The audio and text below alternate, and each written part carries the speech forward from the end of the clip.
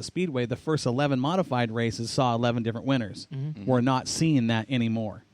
It's just we're at a part of the game now where things have changed so much. And see, that is a problem. Not a problem. It's a good thing for the people that win, but what's happening, I think, is a lot of guys are getting discouraged.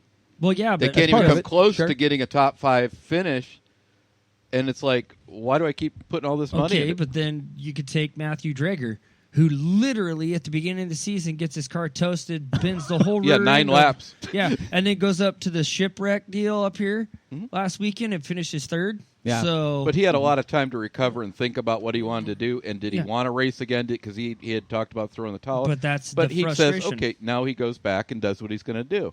But, a lot of guys, like, for example, Mac, I mean, he's put a ton of money in those modifieds. And, once we got a second-place finish, things like that. But it's just, you watch every week, it's losing drive, it's losing this, it's losing that. You can't get that 100% fit. And then everybody's smashing into each other. Well, then it costs money, and you're not even doing anything. It gets frustrating. Oh, yeah. That's Chris Frisbee says, guys winning races are doing their homework and damn good wheelmen. Rules will not make a difference. There's two sides of that coin, Frisbee. I think rules would make a difference top to bottom on the field. You see what I'm saying? I know, and you're talking, and again, we're talking one small region of the nation. We're talking about the elite drivers out here in the Pacific Northwest. Okay? Every region has got their top dogs, and you're going to see that. But will rules make a difference? Rules do make a difference. Rules do make a difference when you make them so specific, like we were talking about, where you can run only this part number, only this part number, only this part number. Because what IMCA has done, like we've talked about, has done a really good job of taking the ingenuity out. You say, this is the part numbers you're allowed to run. Everybody's going to have that particular, it's going to be all the same stuff. But guys like Colin and them, they have every bolt turned to the exact spot where it needs to go. They know what makes that car tick, every little adjustment. So and that's the homework part. You could put 5 identical cars together.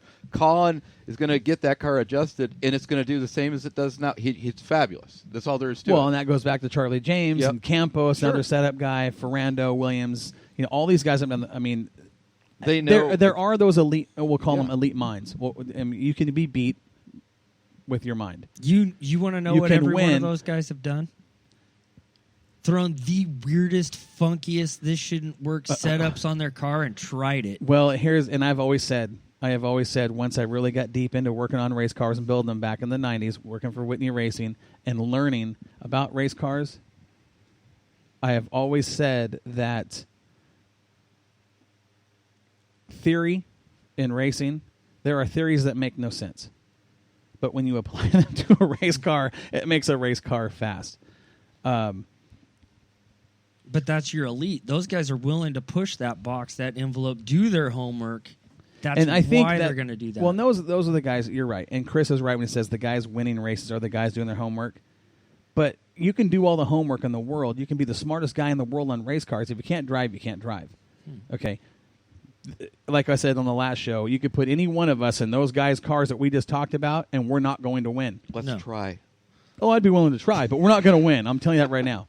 It's just not. You could put us in the best equipment money could buy. Let's be honest. I mean, Yak, he spends his entire winter studying, as does everybody we've talked about. I'm just saying that's why these guys on the upper level. Out, yeah. But and he's got his modified back, so he did get that car back. We heard about that. We'll see if he actually brings it out. He's on a very limited deal. He's got a lot of stuff going on in his personal life. Good stuff. Yeah. But Dom, you kind of got here a little late for the show. You had some business to handle at AMCO, and we knew that coming in. But I wanted your thoughts on last Saturday night at Willamette Speedway. Well, let's see. There's a lot going on. There was a lot. There was a lot going on. I don't know. I wanted to see the Sportsman race. I heard a lot of chatter about it, but didn't know what happened. Well, there was an incident in the heat. Was it the dash?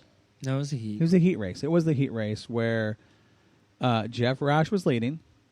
Ryan Emery ran him down, made a move underneath him, and there was some fans, and I was kind of I was confused watching around, it. yeah. Well, because I watched the whole deal, and we were watching the battle for the lead. We were talking about it on the mic.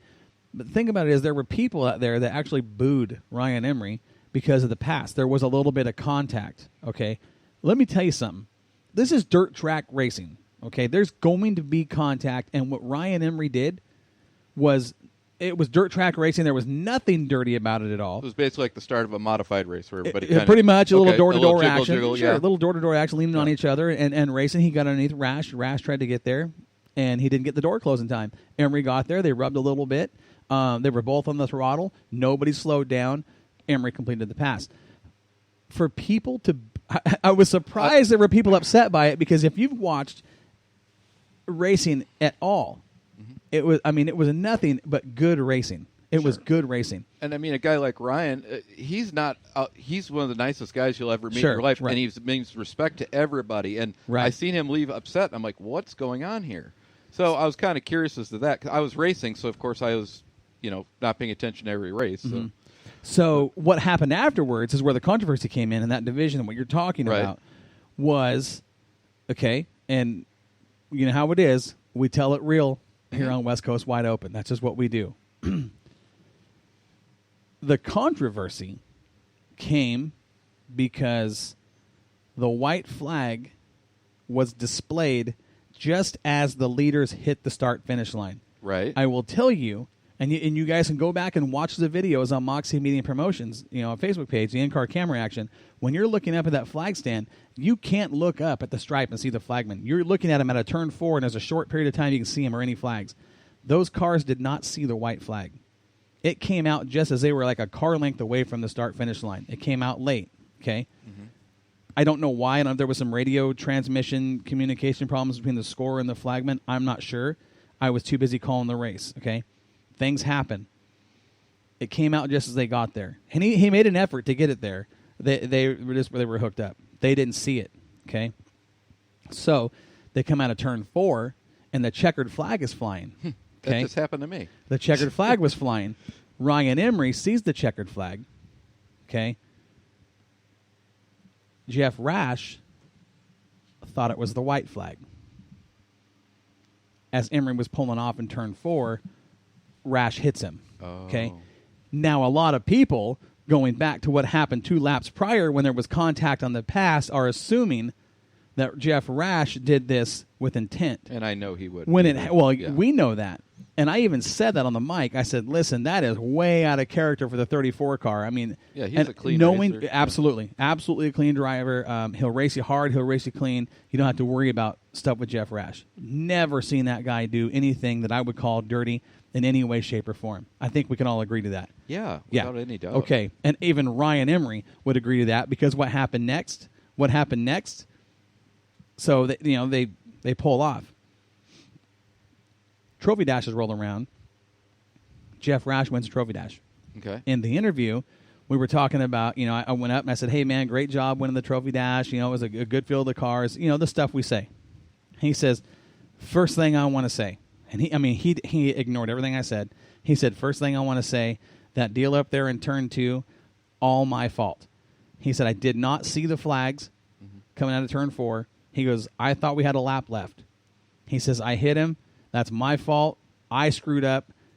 What's great about this situation is when it was all said and done, okay, he had been DQ'd. Officials DQ'd him because officials are thinking, much like the fans, right, that was done on purpose in retaliation for the pass because there was contact. Still a clean pass. I don't care what anybody says. So they're assuming it was done in retaliation. Immediately, conversation on the air, boom, DQ'd, load up, go home.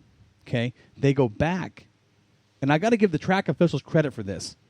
This is class right here. They went back and talked to Ryan Emery. Said, "Hey, what's going on?" And Ryan's like, to make that guy mad. Yeah, I think you'd have to stab him 14 times. Right. You know what I mean? The first 13 aren't going to bother, and he's just a nice guy. They leave the decision up to Ryan Emery. Do you want to DQ him? You guys are in the same class. This is a points deal. We're going to leave it up to you.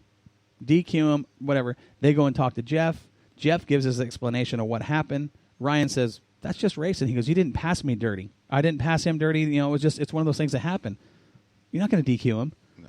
I mean, which I thought was a great call. He's a sportsman. That's right, what absolutely. Yeah.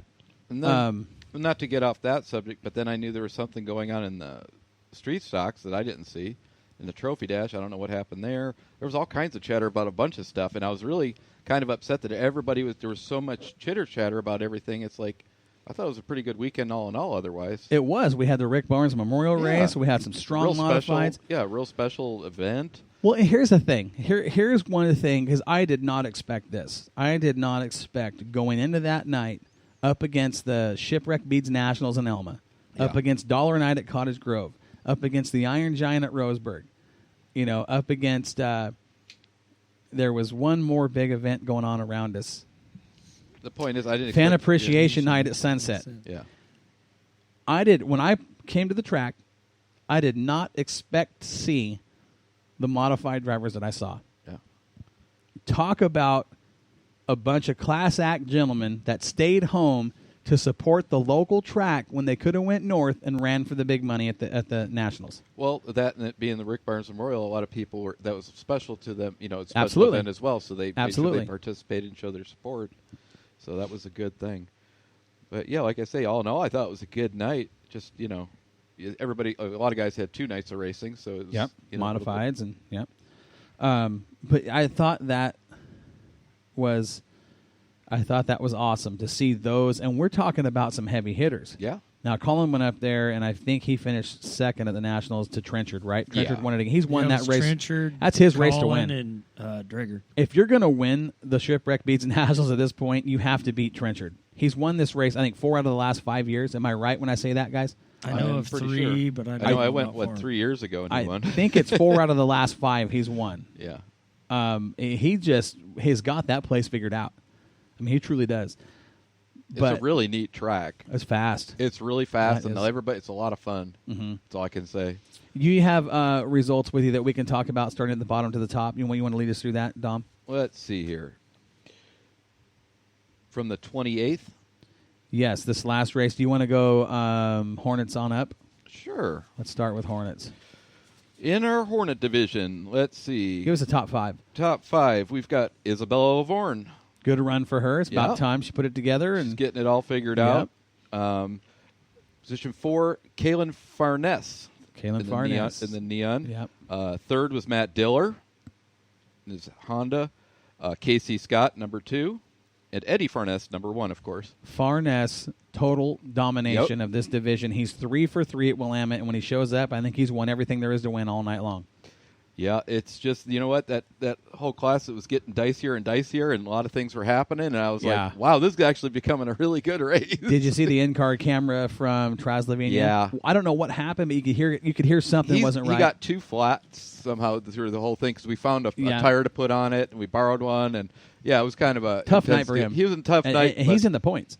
Yeah, it was kind of tough for him, but we kept it together, so he had a good night. Yeah. Yeah, all in all. All right, so then we get into our street stocks. Our top 5, Sean French. Good run for Sean. Now, Sean they've made some changes on that car setup-wise with some shocks and stuff. Since they've done that car's been pretty darn good. Sean's proven himself as a driver. And then you had the top 4 of some pretty intense racing. Oh, man. Dakota Goddard in 4th. He got 4th. Kevin Roberts 3rd. Joey Cannon 2nd, and Justin Evans number 1.